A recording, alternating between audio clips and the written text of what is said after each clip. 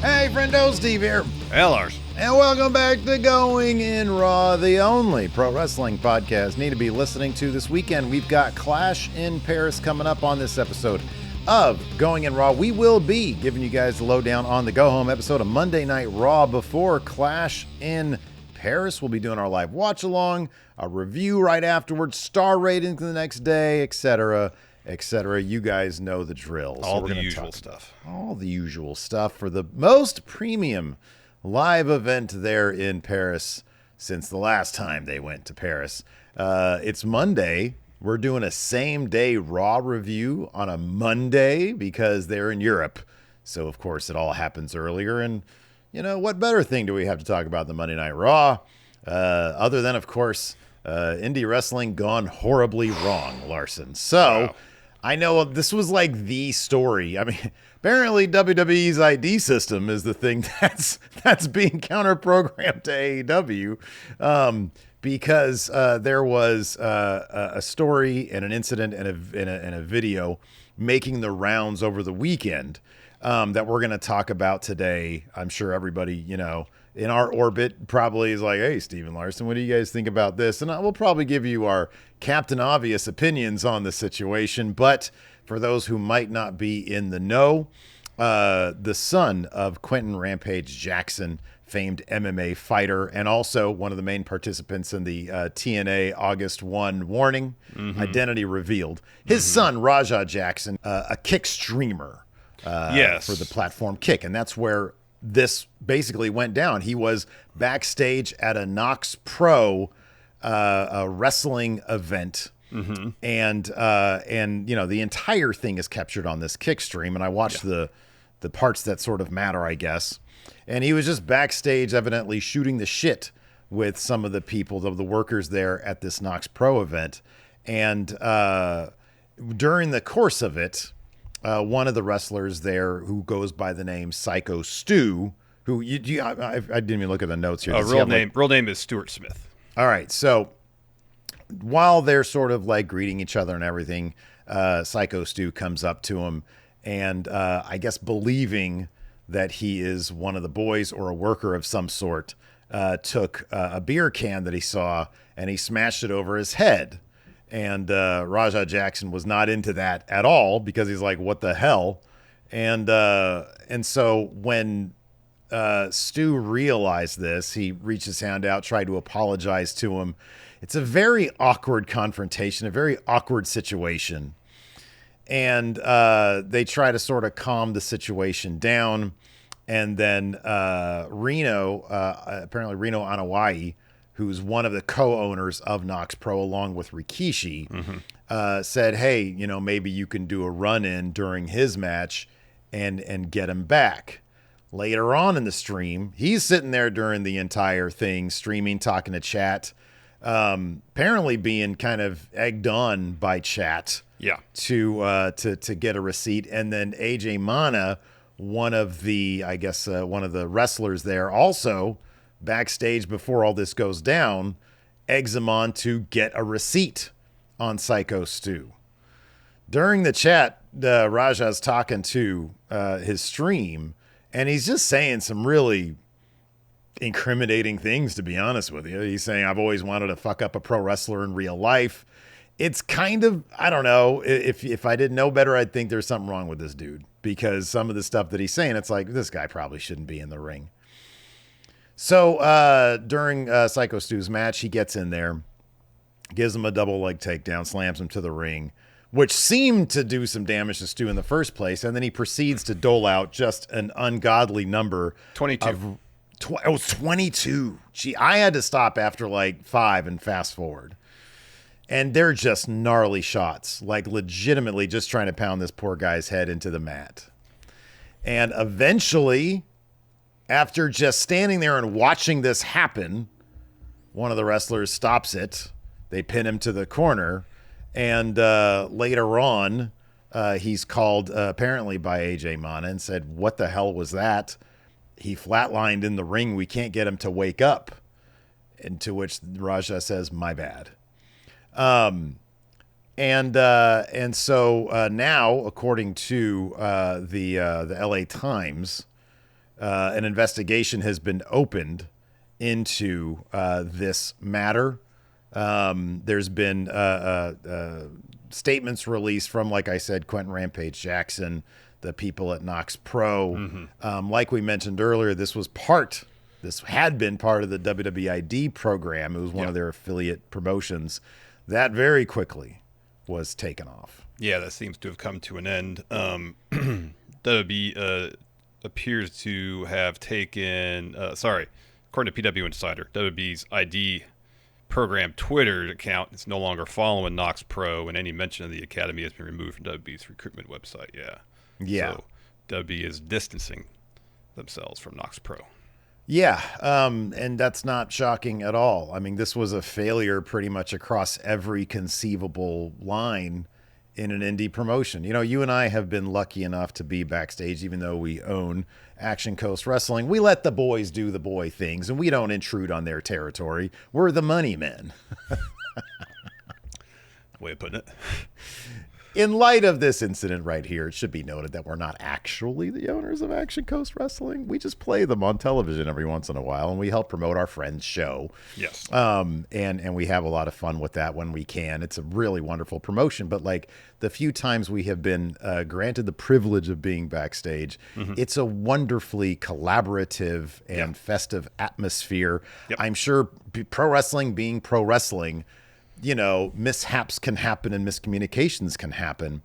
But it's such a wonderful thing to watch collaborations happen between the various storytellers in the world of pro wrestling, and watching the way this plays out is anything but. Yeah. And it seems like everything you should do wrong in a promotion happened during the course of this incident. And it's absolutely horrifying to see. I'll be honest, I don't recommend anybody watch the video because it's just absolutely horrific. It's unless really you like to see attempt. You know, it's you can't throw these kind of terms around willy nilly. But it's like, why was this allowed to happen? What's wrong with this guy? What's wrong with the other people in the promotion that they would allow this to happen? It's absolutely crazy. And I have no idea, legally speaking, what the actual repercussions could be, should be, will be, what will happen, because we are not legal experts. But there's got to be some amount of culpability, accountability, consequences for something like this, because it's horrifying. Apparently, Stu is in the hospital. He's got, busted everything in the face. But I don't know what it means for his career. But this is a super scary incident, and it's actually kind of surprising given that 22 shots to the head didn't kill the guy. Yeah. The video is shocking, it's horrifying, it's terrible, it's awful, and it feels like an eternity before anybody gets in the ring to try to break it up. And it's really tough to watch. So, just if you haven't seen it yet, just know that going into it, if you're considering it, it's really tough to watch. Yeah, it is. The world of pro wrestling is kind of a weird environment in terms of, I don't know how the best way to put this. I mean, obviously what happened in that ring is beyond anything that should ever happen in a pro wrestling ring. Yeah. And I don't know how the legal authorities, the police, are going to take the situation given the environment in which it takes place. You know what I mean? Yeah, it's funny. You would think that there would have to be, like, this case specifically, you would think could potentially be used to establish some sort of precedent in the world of pro wrestling because of exactly what you're saying. It's simulated fighting. Yes. However, everybody understands at this point that it's simulated. I think, if you're staging some sort of Shakespearean play where two of the characters get into a fight, obviously the fight's not going to look quite as sharp as a pro wrestling fight because the pro wrestling fight is specifically designed to look like a real fight. Some people are better and some people are worse at that particular thing. But, you would think that the line should be a little blurrier when it's simply, oh man, these guys aren't on the same page. Maybe somebody's taking liberties with another person. You know, you think of names, for example, of like Vader, guys who are just stiff in the ring.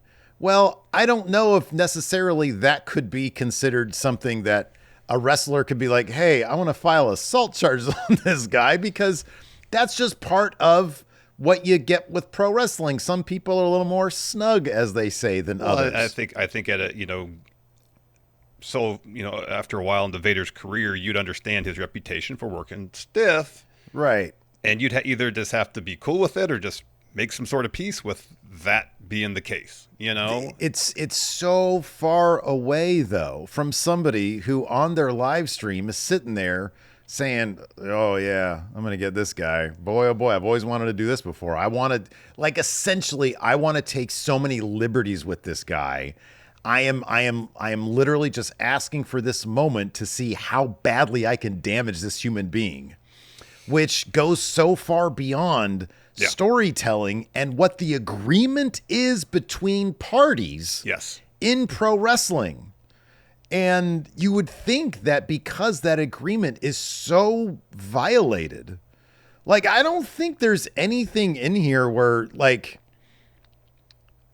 everybody seems to agree backstage, hey, have some fun with this run-in. And then the AJ guy says, hey, get your receipt back. You know what a receipt is.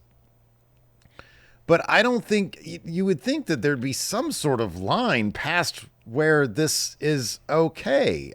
I don't. Here's the thing.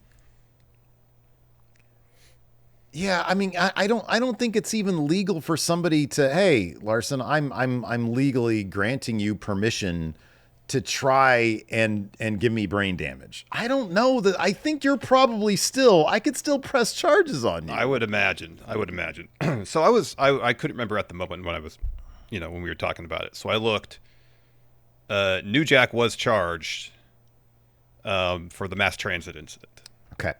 And, to the best of my recollection, within the last 30 years, that was for the longest time kind of the most famous or infamous moment where that agreement between performers was violated in such a way. Yeah, sure. Yeah. And this shocking, super violent moment happens in the ring. Mm-hmm. And so he was charged, but was acquitted. Mm-hmm. Yeah. Because in that instance, it was Mass Transit who asked New Jack, to blade. Yeah. To blade him. Yeah. New Jack took it way too far. Yeah, right, yeah. And I there's nothing on the video that I saw or heard about that seemed to suggest that Psycho Stu was like, yeah, punch me a bunch of times in the face. Yeah, try to, yeah. Yeah, it's an absolute mess. I don't know how,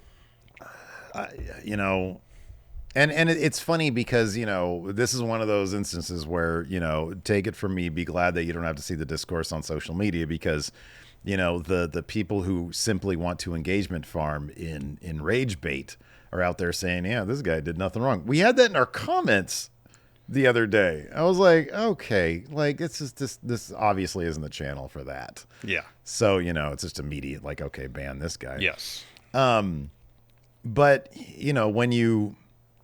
when you see this whole thing go down, it's the people need to be, there needs to be some action here. How as a promotion do you even open back up and say, hey, everybody, welcome back?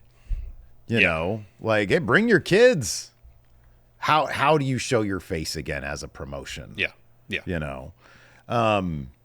So, yeah, I mean, it's an ongoing issue. We'll see, like you mentioned, one of the more interesting aspects of it is, given the world of professional wrestling, how is this going to be approached from like an investigative standpoint, any sort of charges that could be pressed standpoint. So, yeah, a lot of failures across the board in this, and it's really, really unfortunate. It is. It really is. So, Really so yeah. is. There you go. Let's go ahead and talk about our sponsors before we get into the Raw, Cap Larson. Let's do it. This episode of Going in Raw is sponsored by Tempo. Summer may be winding down, but that doesn't mean our schedules aren't getting any less busy. Between work, school, more trips, our schedules are pretty packed. It can make it tough to plan nutritious meals for ourselves and our families. That's all true, Larson, but instead of settling for fast food, try Tempo. Tempo serves up fast, feel-good single-serving meals, which takes all the guesswork out of eating well and are crafted to cook in just 3 minutes, so you can eat well without sacrificing taste or convenience. Tempo also offers new recipes each week, like spicy pork carnitas and rice bowls and basil pesto chicken primavera that are made with real nutrient-rich ingredients, so it's easy to keep up with your healthy lifestyle, Steve. You know I need to get my protein in every day. Yeah? Mm-hmm. Yes. And Tempo offers a range of meals for different dietary preferences, including fiber-rich, carb-conscious, and oh yeah, protein-packed options. And for a limited time, Tempo is offering our listeners 60% off your first box. Go to tempomeals.com/raw. That's tempomeals.com/raw for 60% off your first box. tempomeals.com/raw. Rules and restrictions may apply. And this episode is sponsored by him, Steve. I know we're both looking to become 2-time Predictions Challenge winners and get the hat that comes with it. That sweet hat. It's a great hat. It's always a great hat. You do such a great job designing those hats. But if I could be honest, okay, I don't think either of us need another hat to cover up what we got going on up here. What we need, personalized plans to regrow our hair. What do you mean we, Larson? Don't bring me into this again. You keep talking about my hairline when you should be worried about your own. Worry about yourself, Larson. Sounds like you're in denial, Steve, but you can't deny that Hims offers convenient access to a range of doctor-trusted, clinically proven prescription hair loss treatment options with ingredients that work in as little as 3 to 6 months. And you don't have to go out of your way to do it because Hims brings expert care right to you with 100% online access to personalized treatment. Steve. Yes. You can literally get trusted treatments right from that couch right there behind you. That one. Oh my gosh. So for simple online access to personalized and affordable care for hair loss, ED, weight loss, and more, visit hims.com/goinginraw. That's hims.com/goinginraw for your free online visit. hims.com/goinginraw. Individual results may vary based on studies of topical and oral minoxidil and finasteride. Prescription required. See website for full details, restrictions, and important safety information. This episode of Going in Raw is sponsored by BetterHelp, Steve. I don't know if you've been on internet lately, but when I'm on internet, everywhere I go, I'm overloaded with all sorts of posts from people trying to dole out all kinds of advice about mental health, wellness. Yeah, man. No, I've been on internet lately, and I can confirm that is the case with internet. It can be a lot to navigate, which is why it's important to use trusted sources and talk to live therapists to help you break through all that noise. Totally true. I definitely needed some help breaking through all the noise when I was dealing with severe anxiety about 20 years ago. Eventually got to the point where I had to go to therapy. Therapy helped me learn the tools I needed to better cope with my anxiety and get me on the path to hopefully becoming a better Larson. And with over 30,000 therapists, BetterHelp is the world's largest online therapy platform, having served over 5 million people globally. BetterHelp is also making therapy much more convenient. You can join a session with a therapist with a click of a button, so you can fit therapy into your busy schedule, and you can switch therapists at any time. As the largest online therapy provider in the world, BetterHelp can provide access to mental health professionals with a diverse variety of expertise. So talk it out with BetterHelp. Our listeners get 10% off their first month at betterhelp.com/raw. That's BetterHelp, HELP.com/raw. All right, man. Let's talk about the Monday Night Raw, Monday afternoon Raw, Monday at noon Raw for us West Coasters here in the United States, because the crowd in Birmingham got it at the normal time. And what a crowd it was. We had a 20-minute opening segment that probably should have been like 3 because it kept on getting interrupted by the chants. Good on them, though, because, you know, a lively crowd having a good time is definitely something fun to watch. They definitely let that opening segment, shall we say, breathe. Oh, that's an understatement.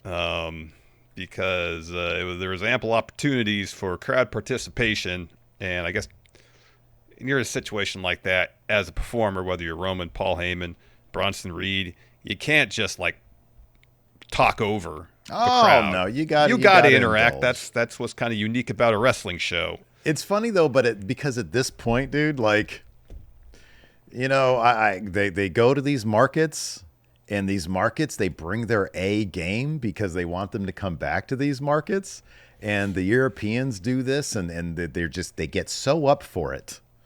And us here in America, we're like, you know, I wouldn't mind a dead crowd once in a while so we can get a move on here. Because I'm sitting there, Roman Reigns, I know, Roman Reigns, I get it. Here's the thing, though. Without the crowd interaction, that segment still would have been hell long. I don't know, man. Like, there was so much crowd interaction with that opening segment. Yeah, but a dead crowd, he'd just be like, all right, acknowledge me, fine. He'll start pointing out people who are stoned or something like that.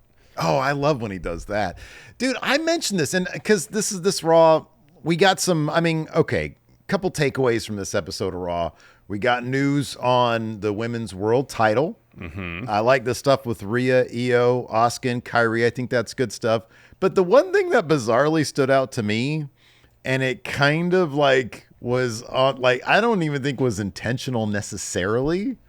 There was more Roman Reigns introspective character development in this episode. It was of course intentional. There was a whole segment backstage with Jay, with him talking about Jay and alluding to the fact that he understands wanting to get the title back. I'm not talking about was it intentional for them to do. I'm talking about why didn't this happen at War Games? Remember, we were bitching about like Roman's the same person. Why is it just now, in advance of a match with Bronson Reed, are we having Roman open up and spill his guts to Jey Uso when back in November would have been perfect timing? That's what I'm talking about. No, I don't disagree with that. We got so much in this episode of Roman Reigns and the changes and the growth in his character, evolving from this, like, a paranoid tribal chief to now a guy who's yeeting Jey Uso.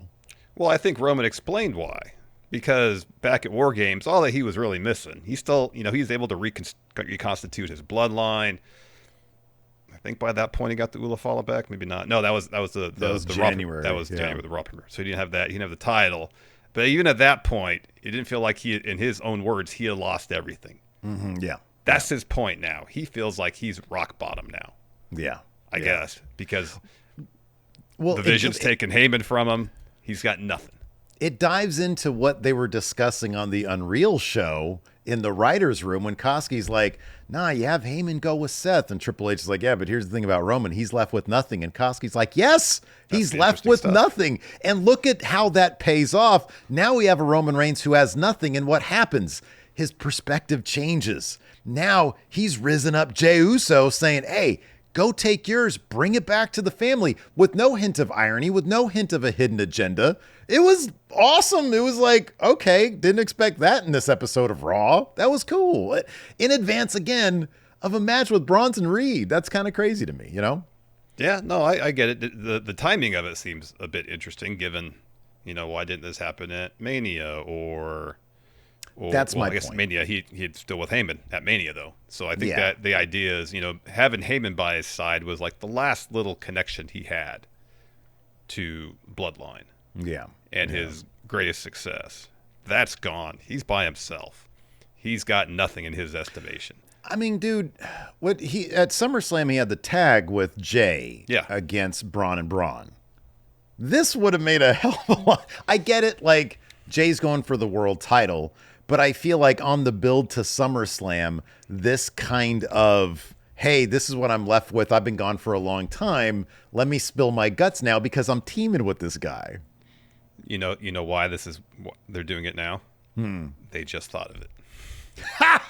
I thought you were going to say, well, the shoes are more important to him than Jey Uso. He's like, now I could have lost Heyman, been fine. I could have lost the Bloodline, the title, the Ulafala, been fine. But they took my $150 spikes. Spizikes, I know. I'm sorry, Spizikes, yeah. You see, he drew the line tonight when Bronson was trying to take, I believe, his Jordan 4s. There were fours, yeah. But they're probably, that's the funny thing is like these aren't the $1,500 shoes that he's given to Bronson. No, these are the $150. These are the ones you can pick up retail. Yeah. Right, exactly. Yeah. But no, I don't know. Look, I'm not, and by the way, I'm not complaining about it. It was just a welcome surprise. I'm sitting there after that, literally on the tail end of that backstage segment, and I text you, I was like, God damn, Roman's really opening up to Jay. This is kind of cool and incredibly random that we're getting it at this moment. Yeah. But I liked it. I thought more of this would be great. Yeah, more vulnerable Roman would be nice. Yeah. Just some character movement, because he's been fairly inert from a character perspective for a while. Yeah. And it occurs to him finally, now that he has nothing, that maybe he wants something. And whether that's... You know what he said? There's something I needed to acknowledge before I move forward. It's like, oh, is he finally going to apologize to Jay? Something he never did. Yeah, right. That's what I was thinking too. I literally thought he was going to bring out Jay and apologize. Should we read into his backstage with Jay, even him teaming at SummerSlam, but specifically this bit with Jay?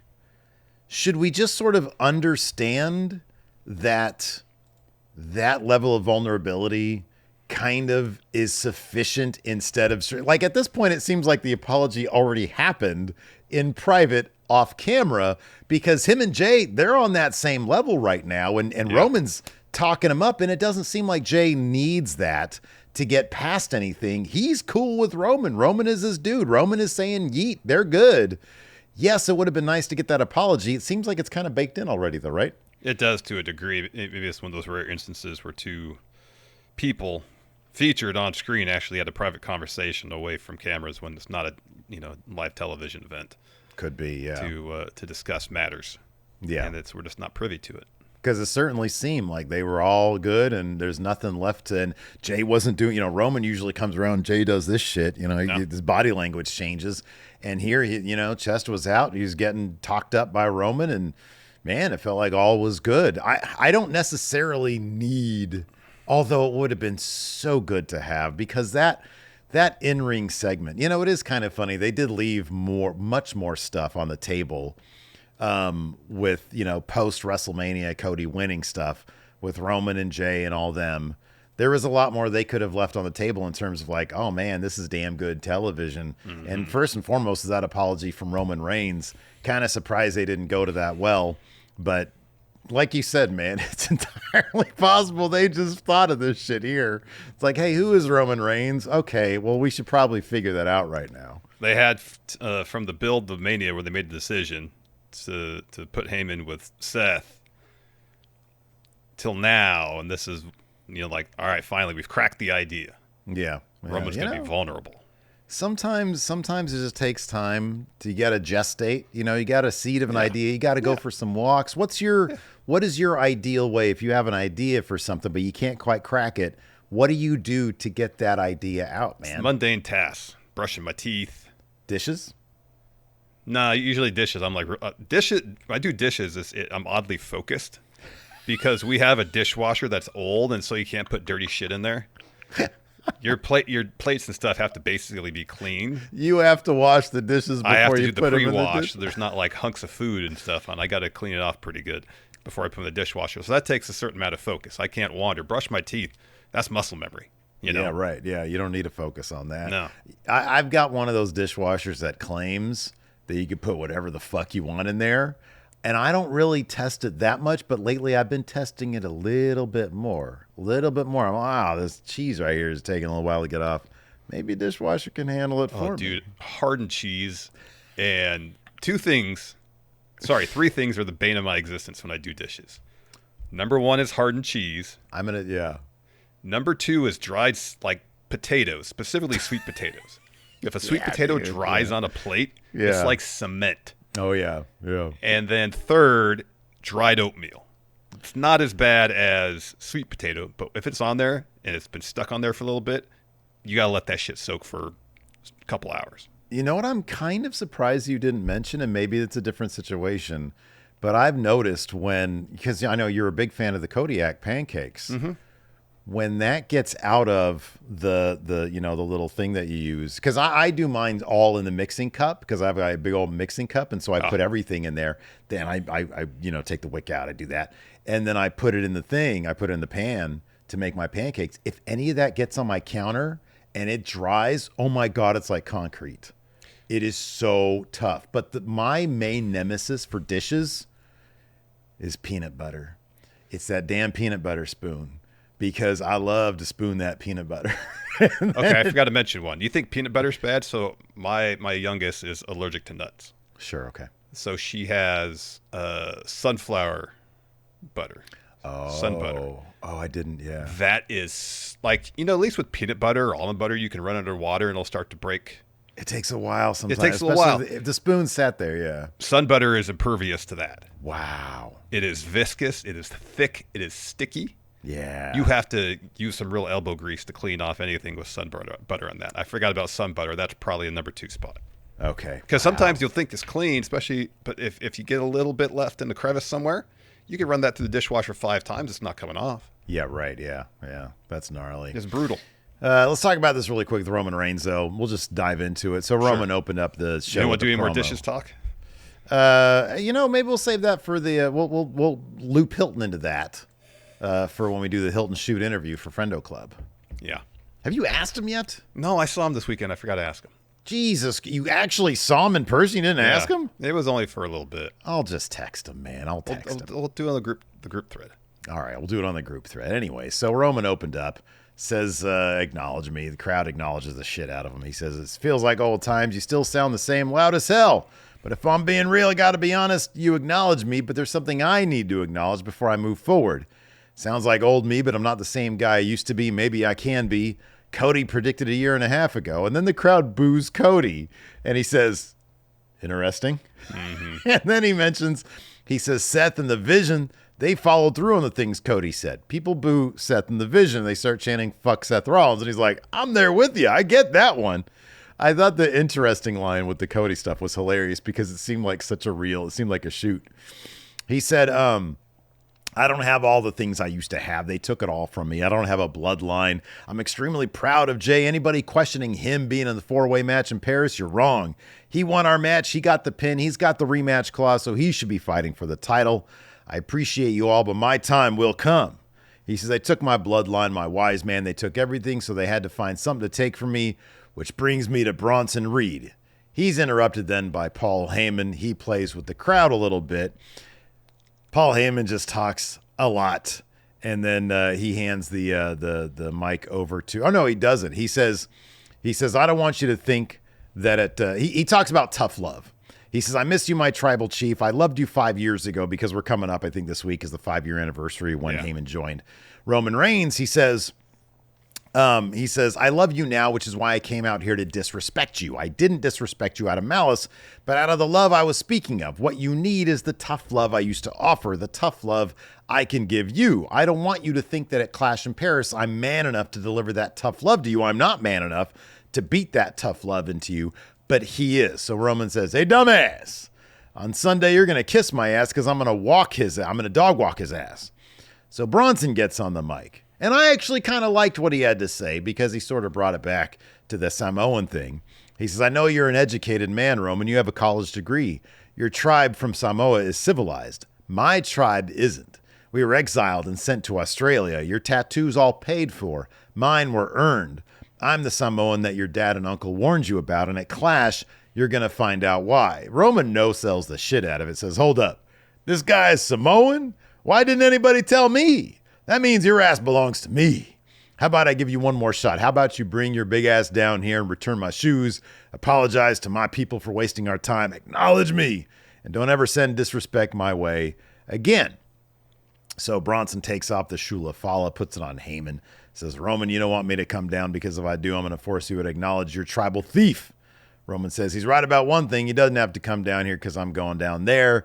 And then we get a big old brawl. It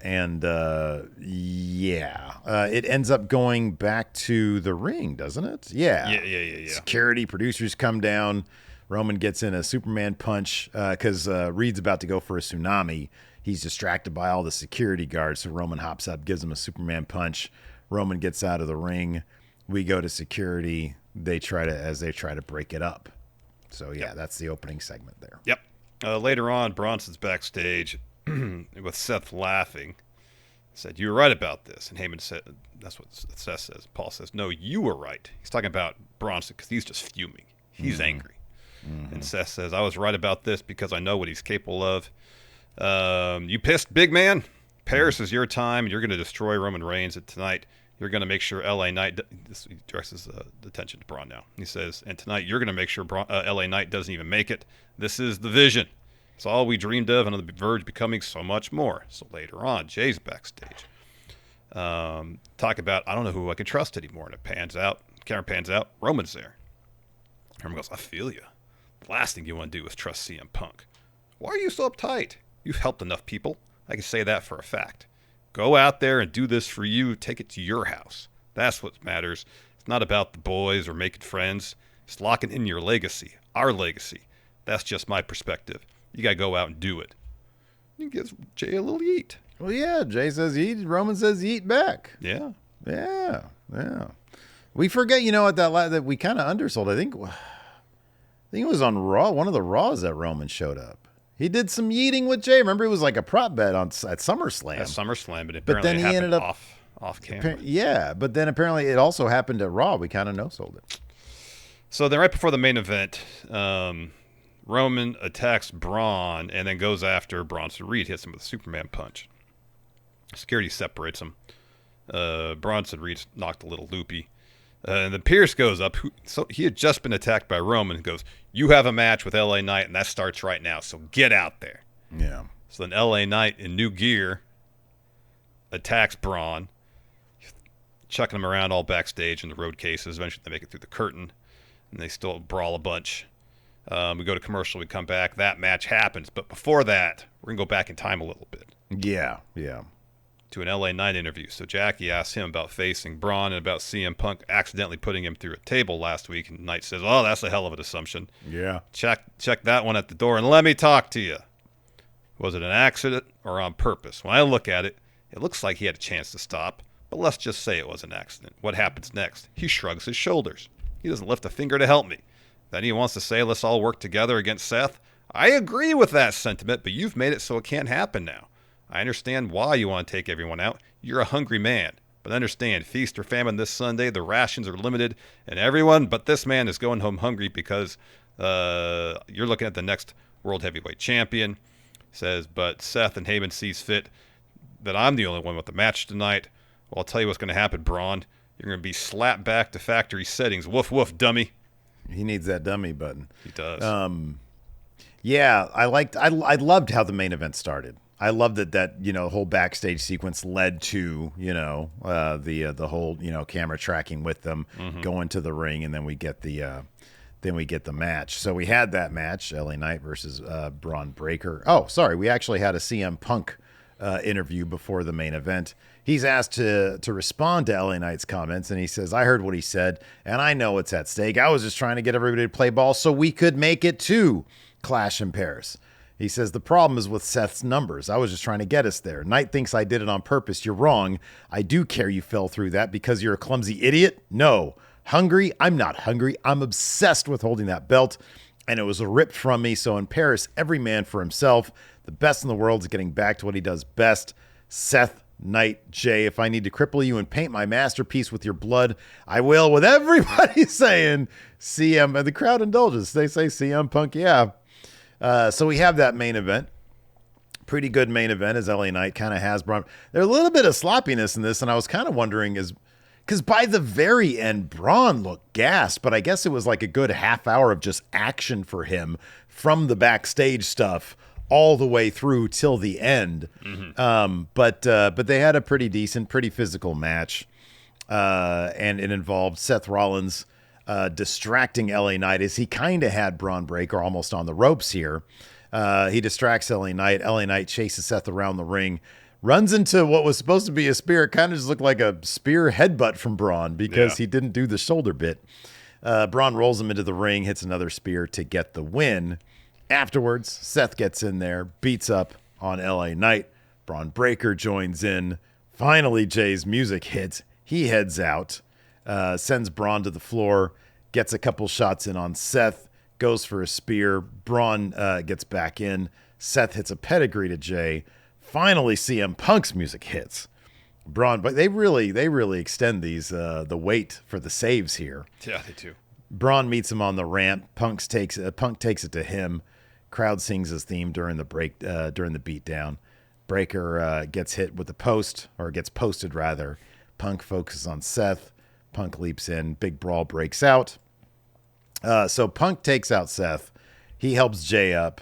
LA Knight turns him around. They start shoving. Seth is on the outside with Braun. Braun wants to go back in there, but says, no. Seth's like, look what's happening. They're doing it for us, he says. They're doing it for us.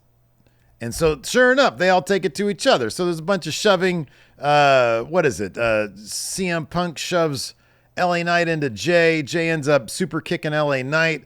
And then, whoop-ah, super kick CM Punk. And Seth is just laughing his way through all this. And Jay looks like, well, yeah, might as well just go all in on it, you know. Yep. You mentioned earlier that we might have some sort of clarity as far as what's going to happen with the World Women's Championship. So we have a segment backstage where Stephanie Vaquer is there with Adam Pearce. And he says, you're the number one contender. No ambiguity there. You're going to get your match. But with the title now vacant, the match in Paris isn't going to happen. He says, I have an opponent in mind, but I need a week to finalize it, where it's going to happen, when it's going to happen. So just give me that time, and you'll get your title shot. And Stephanie says, I understand, and I'll be ready.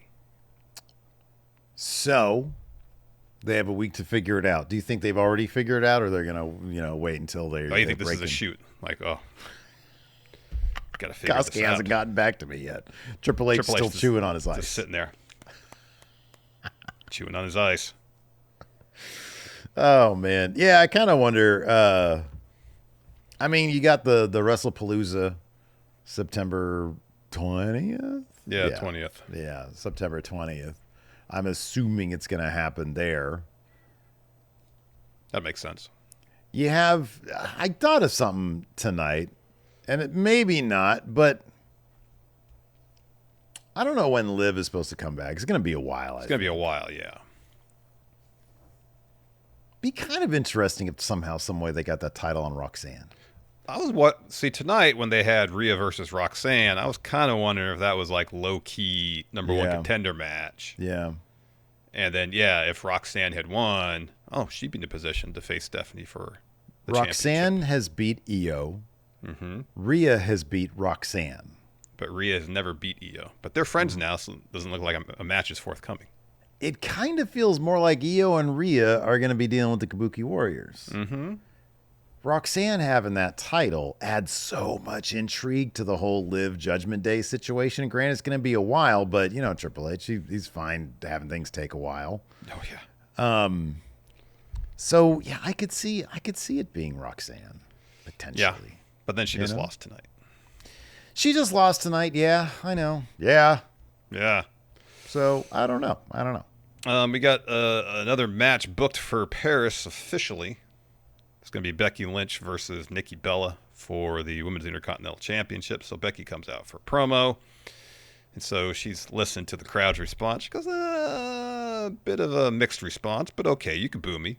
But I want you to know that this place is a huge part of my journey. 13 years ago, I had my WWE tryout here in Birmingham. And it was a dump then, it's a dump now. Speaking of dumps, Nikki Bella thinks she can call me out. I'm not some loser. I'm not Birmingham City. I'm not some dog that's going to respond to a whistle, but then she's interrupted by Nikki. So she walks out to the ramp and says, Becky, if you're not a dog, then why are you acting like a little bitch? Oof. If you're not, then there should be no problems facing me for that title. And Becky says, I'm not giving title shots away, especially not to broke neck Barbie over here.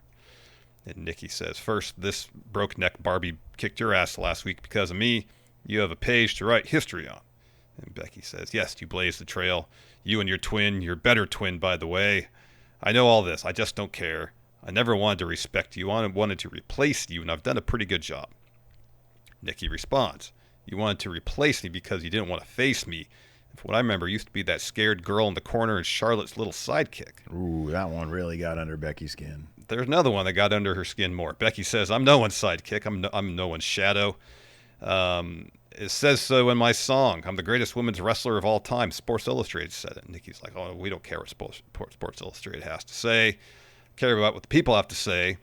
Same people you crap on week after week. These people made you relevant. You reek so much of desperation. I'm not the only one who thinks this. Am I right, Birmingham?" So the crowd cheers. And then Becky's like, "Oh, I don't think you could take this over."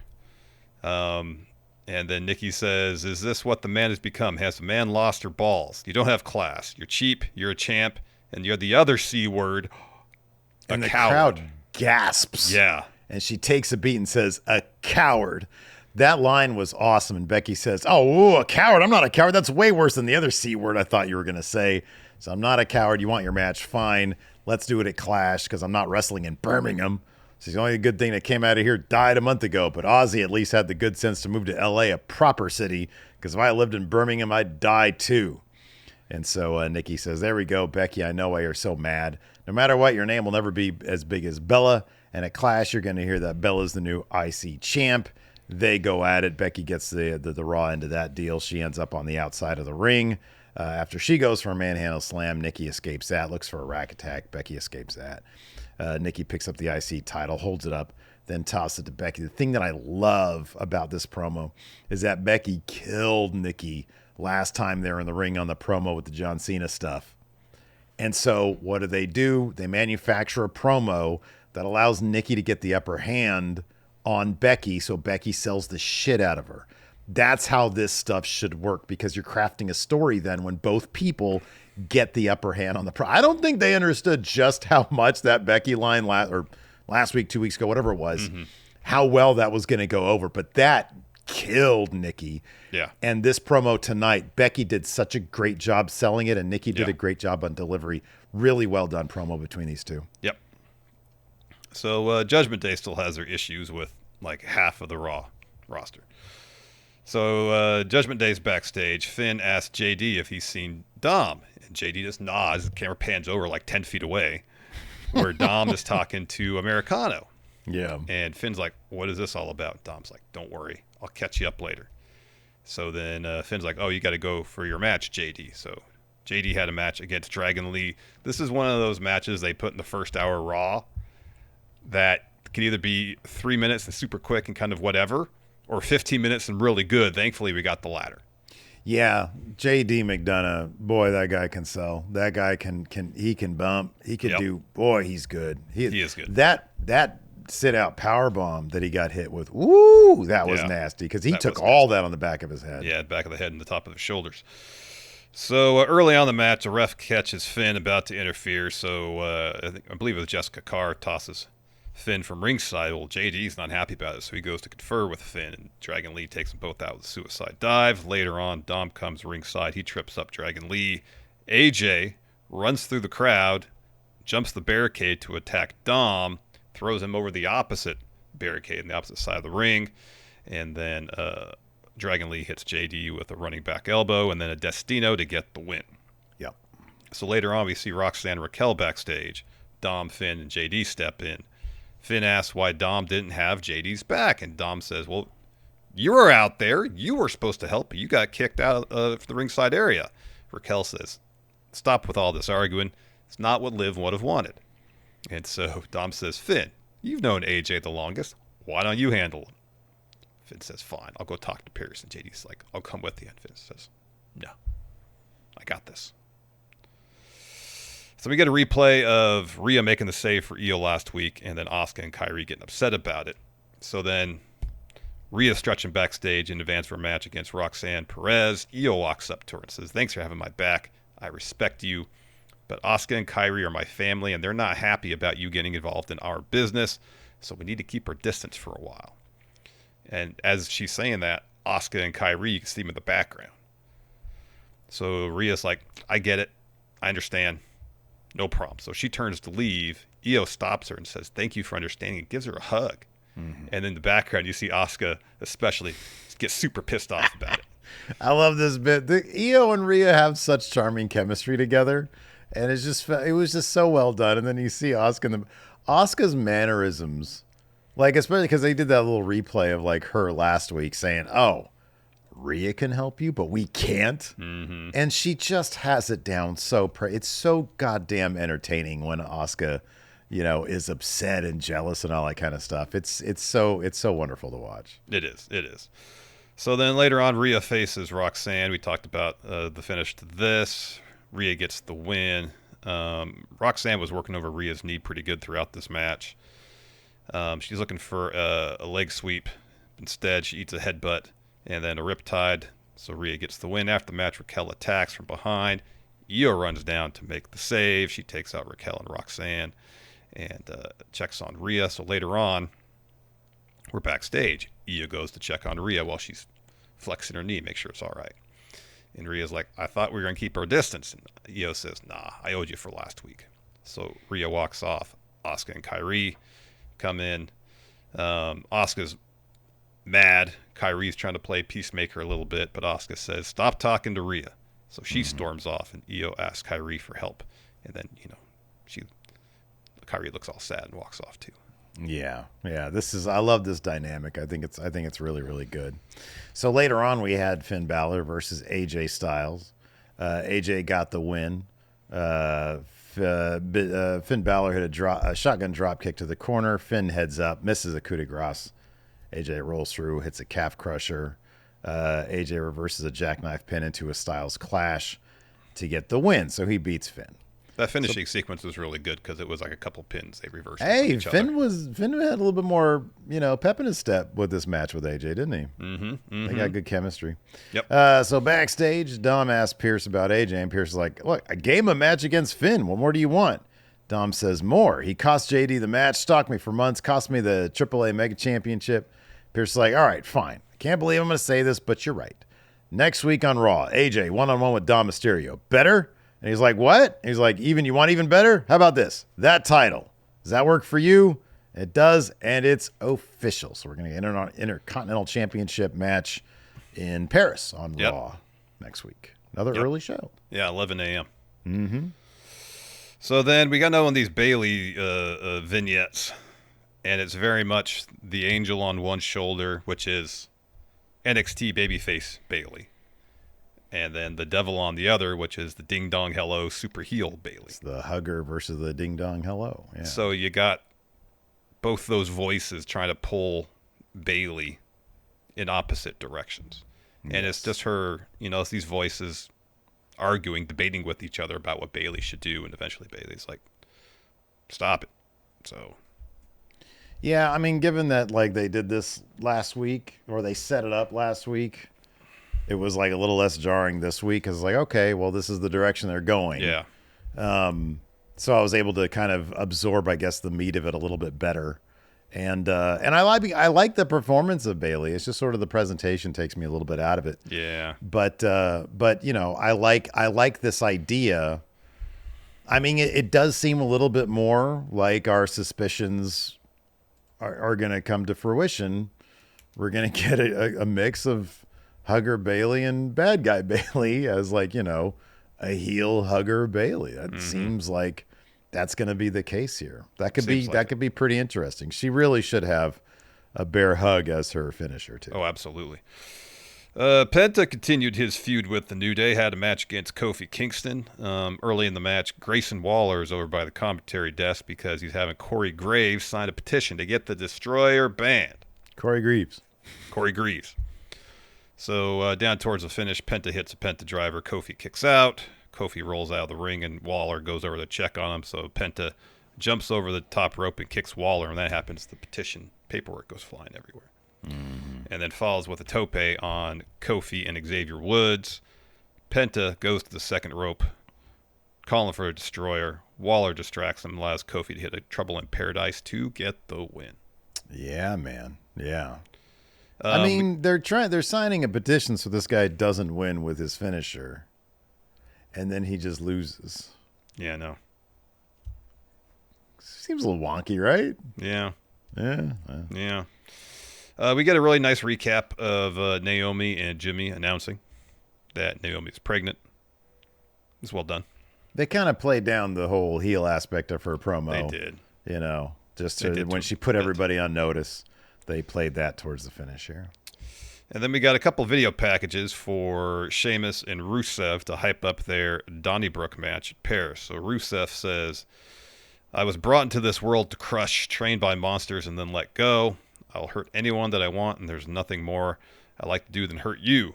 Talking to Sheamus. He says, Sheamus, you picked your own poison, so my conscience is clear, because I've realized that it's impossible to get hurt when you're destined to be great. Mm-hmm. Sheamus has a retort.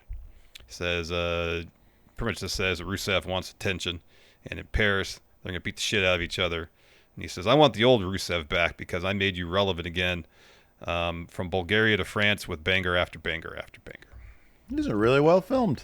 I like it. It had like some game. flashing lights and stuff in the Sheamus one. It was really like, it was 24 frames, nice lenses, It's like a music video. Yeah, it looked really nice. The effort was there. The effort was there. All right, you want to answer some questions? Yeah. Let's see here. Ski Walker says, not really a question, but Bronson Reed needs the win more than Roman does. Hopefully WWE does the right thing. I think a win would do wonders for Bronson, but it ain't going to happen. I mean, Roman stood tall tonight, didn't he? Yeah, I guess so. Would this have been, I was going to ask you earlier, would his promo have been more effective if he came out in socks? I mean, personally, I think so. Yeah, me too. Yeah, I mean, yeah, it would do wonders for Reed, but I can't. This has got to be probably, I mean, I don't know, it would be this or Becky for highest confidence points. Yeah. It's kind of like, I'd probably Becky, but because it's like, hey, maybe they'll act. They won't, but yeah, Bronson Reed really does need. Nikki Bella doesn't need that Intercontinental Championship. It'd be kind of weird if she had it. Bronson Reed really could use a win against Roman Reigns. I know, it'd do a lot for him. It would do a lot for him. You can build this guy up. Yeah. I don't think it's going to happen. No, I don't think it's going to happen either. Mr. Sinister says, should Bronson Reed be watching some sneaker channels on YouTube to know which pair of shoes he should be taking instead of the ones he's taken so far? If so, what channels? Yes. What channel focuses on the higher end shoes so he knows to recognize them? Because I know you want to point out some of your favorites. Yeah. Fomer Simpson. Great name. Yeah. Him and his brother, I believe, Buckets. They do great content, and they focus on a lot of the retro Jordan, especially the higher end stuff. Yeah. It's awesome when you can't say their name without wanting to laugh. His brother Buckets. It's such a good name. It's great. There's a YouTube channel. It's local here to the Sacramento area, but doing it forever. Wear Testers. They do great content. They have, 3-4 videos a week. Yeah. And that runs the gamut more between, like the retro stuff, basketball sneakers. But if Bronson is really looking for some quality kicks to hoop in, shout out to Bronson. He had the Run the Jewels dunks on tonight. Mm-hmm. If he wants to hoop, or he's a pickleball player, you got to go with Foot Dr. Zach. Yeah. Cuts those shoes in half. You see what the tech's inside. Yeah. It's great stuff. That's Those really three. Good. I wish there. What we should do, man? Side project, Larson. Because who's the dude here? The local guy. What's his name? His name's Chris, but it's Wear Testers, the YouTube. Wear Testers. Yeah, I like him. He's got a real mellow personality. His stuff looks very professional. But like whenever he talks about like, hey, these are good for playing, it's always on the hardwood. Yeah. I want a channel specifically for the blacktop. So I will say this: Foot Dr. Zach, actually, he's got a new channel for sneaker reviews called the Shoe Garage. Oh. He'll let you know as far as the durability of the outsole, if that's good for outdoor play or not. There you go. The cushioning. What I like about he's a podiatrist. He does shoe reviews. Yeah. And it's not just the durability, the outsole, the plushness or the responsiveness of the cushion. He measures the shoe, gives you the inflare, what shape it is, whether there's degrees of eversion, which is your inside of your ankle kind of going inward to prevent ankle sprains. He does all that. Yeah, it's a great resource for anybody interested in shoes. All right. There you go. Let's see here. Joe the Meme Maker says, would it not be better for NXT to have a whole themed premium live event like a women's cruiserweight or mystery vortex show, as I have not seen anyone talk or care about Heatwave?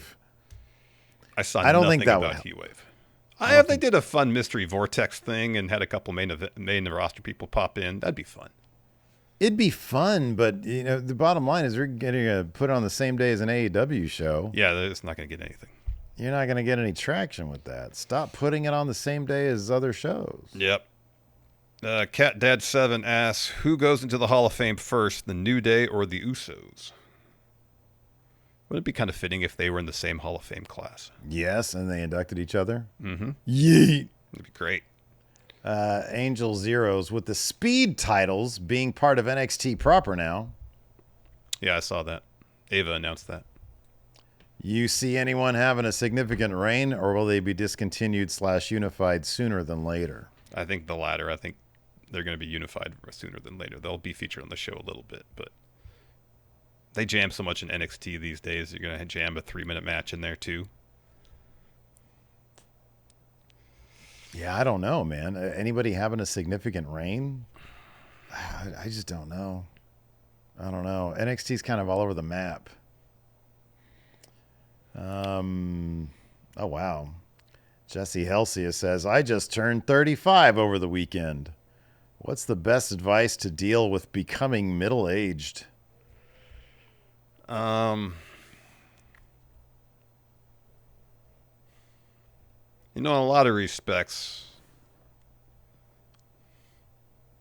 people, especially when people turn 40, it's like, oh, doom and gloom, I'm old now. Yeah.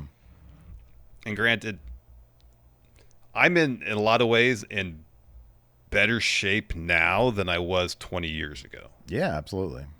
Like I've found a greater appreciation, understanding the benefits of taking care of yourself. Yeah. Which, it's 26. Take that shit for granted. You think you can eat like shit. Big time. Drink booze and you'll be fine. And so I'd say who was it that asked the question? Jesse Helsius. Jesse, if you're not focused on taking care of yourself now, your life is going to be so much better going forward. And you don't have to go to drastic measures. But that'd be my advice. At 35, start really looking to take care of yourself. Yeah, I think that's great advice. I wish I took that advice at 35. I'm in better shape now than I have been since at least 13 years ago when I got married. I'm probably around the same. And I feel great because I watch what I eat.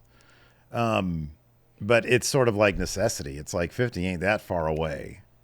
And it's like, I want to keep going as long as I can, as comfortable as I can. And I want to feel good. Yep. So yeah, 35 is just, it's a good time to start being like, hey, you know what can I do to make sure that I'm doing the right things? I would say both for your health and also start really thinking about financially speaking, what you need. Because I didn't start thinking about that at all for, the longest time. Yeah. So, what Steve is saying, get yourself an IRA. Yeah. Either, it's all boring stuff, dude. But the existential stuff, I don't really think about that much. And I think part of it is because I'm very lucky. I'm not sitting at a job that I hate, contemplating what the fuck I'm doing with my life. It's like, holy shit, I'm lucky to be able to do this with my life. So I've never really had to worry about. I've thought about that stuff, since losing my dad and when the Enforcer passed. You start to think about mortality a little bit. But it hasn't for me. It's been more of event driven as opposed to age driven. You know what I mean? Yeah. Yeah, what I mean. Suggest Me a Sandwich says, do you enjoy Danny Boyle movies? And also, have you seen 28 Years Later? And also, what's your tolerance for movies that show unreal amounts of dong?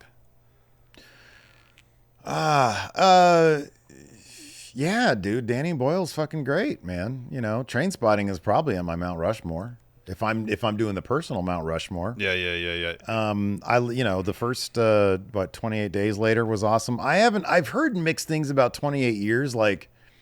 It effectively serves as the first part. It's not like a real movie. It's just part one of I think a new trilogy. and so it doesn't serve as an effective Like self-contained, self-contained movie. Yeah. But yeah, no. What was that sci-fi? Sunshine? Was that the? Yeah. I liked that one. I thought that was cool. It was weird. It was weird. The first one he did, I forget what that was called. I like that one. Oh, it's on the tip of my The tongue. train one, wasn't it? No, what am I thinking of? I forget what I'm thinking. It was like a crime movie, though. I forget. That was good. Either I like his movies quite a bit, or I'm completely indifferent towards him. Yeah. What movie are you completely indifferent to? I didn't really care for Sunshine. Didn't he do the Steve Jobs one? Oh, did he do which one with the what's his face? Fassbender? Not the one. Yeah. Didn't he do Okay. that one? I don't know. I thought he did that one. I wasn't too into that one. Sunshine, that was meh on. I like the one where James Franco has to get his arm stuck. That one was good. That was Danny Boyle. Yeah. You know, it's funny. Like I only watched the arm scene Yeah. on YouTube. Oh, where he cuts because his arm that's off? all I wanted to see. Yeah. I'm like, oh, I want to see the prosthetic and see them cut through this thing in the performance. You know, building the tension of, it's like you mentioned a while ago, the story about someone that gets stuck in the cave, Yeah. And it's more or less a movie that takes place in all one location and trying to maintain the level of drama and tension necessary not to lose your audience. Yeah, right. It was pretty well done in that respect. All right, so here we go. You are correct. He did Steve Jobs. He did Yesterday. I never watched that movie. I'm a big Beatles fan. That seems cheesy to me. Shallow Grave. That's the one. That's yeah. the first one, yeah. I honestly, I don't remember much, but I do remember enjoying it. The Beach, the DiCaprio movie. Yeah. Yeah. I remember enjoying that one when I watched it, but I had no desire to see it again. And whenever I've seen it on television, I've been like, Yeah. A Life Less Ordinary. I don't know if I saw that one. This is another one. I saw that in the theaters. I don't remember dick That's about one it. with Ewan McGregor and Cameron Diaz, right? You got that right. Yeah. That's what he did right after Trainspotting, I think. Yeah, it is. It is. Yeah. Slumdog Millionaire. That's a solid movie. I didn't see that one. Yeah, that's solid. It's been a while since I've seen it. But Trainspotting 2 was not very good. yeah. There was kind of no reason to do that movie. Yeah. Yeah. Let's see here. Ooh, okay. Dave Matushek says with AEW doing a collab with the United Soccer League to sell merch, would it be possible to see Sacramento Republic FC get a chance to have that crossover merch in the future? Is Sac Republic FC part of the United Soccer League? I don't know. I know they've been trying to be part of the MLS. For years, yeah. Is that it? Major League Soccer, yeah. Yeah. Charlie maybe. Black says if you had to choose, who would be the next women's world champion? I'd give it to Roxanne. Yeah, either Roxanne or Stephanie. Yeah. The real Chestnut says if Hilton gave you the old stack pin, who is the bottom of that pile? Hilton would do everything he could to make sure that I was on the bottom. Yeah. Yeah. He would consider it a failure if he stacked us and you were on top. Mm-hmm. Yeah, definitely. I think that's yeah.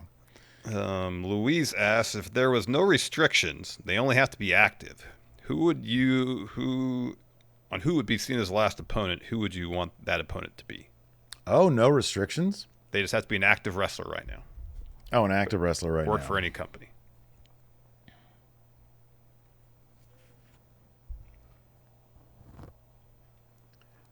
Okay. All right, I got my answer.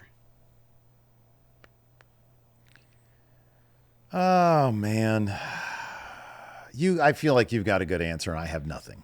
It's Sonata in the Giant Gonzalez suit with the guitar and the thong and the cigar. There you go. You got it. You got it. That's got to be, like, if they don't have Sonata being that level of absurd every time. What are they doing? What are they doing? What are they doing over there? I told you this the other day. I think I texted you. New Japan needs to lean into the absurd. Enough with this everybody being a badass stuff.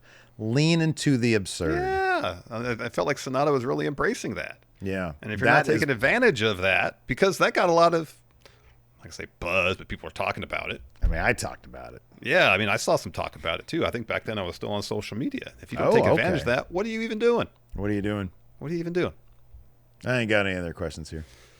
Let's see. Diehard Homer says, which fictional character do you think got more 5-star matches? Randy the Ram. They're all wrestlers. Fictitious yeah. wrestlers. Yeah, good. I like this. I love this question. Jimmy King Okay. from Ready to Rumble. Yeah. Captain Insano. Okay. Bonesaw McGraw. Okay. Or Jack Spade.